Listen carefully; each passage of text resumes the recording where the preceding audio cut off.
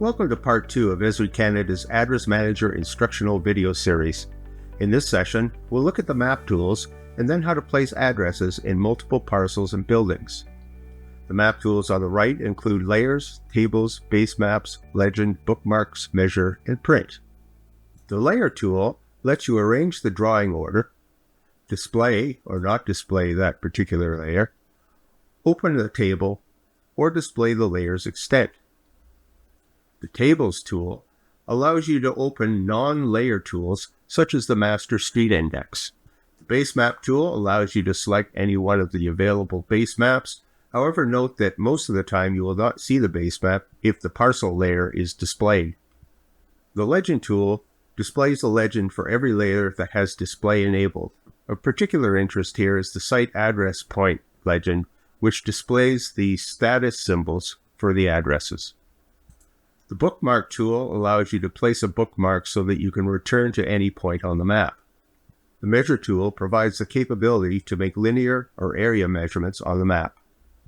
And the Print tool allows you to print either the map only or the layout as a PDF. Let's look at placing multiple addresses. We'll first start with filling parcel centroids. First, we draw a line through the parcels that we want to address, and then the same as before, we would pick the road name body, in this case Lisa Crescent. For the address numbers, since there's more than one parcel, we can go to the pop-up, which allows you to select the first starting number and then the step or increment for the parcels. You can then also add in the postal code. Once you're satisfied all of the attributes are correct, select Save. To fill building centroids, there are a couple of different options you can make. First of all is, if there are no buildings found, to use just the parcel centroid or simply do not address that point.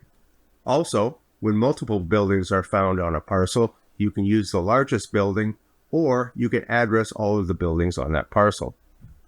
As before, we draw a line through the parcel or buildings. We then select the road name we want to use, and then add in the address numbers. Again, you can add in the postal code, and when you're satisfied that all of the attributes are correct, select Save. Up next is part 3, placing units in buildings.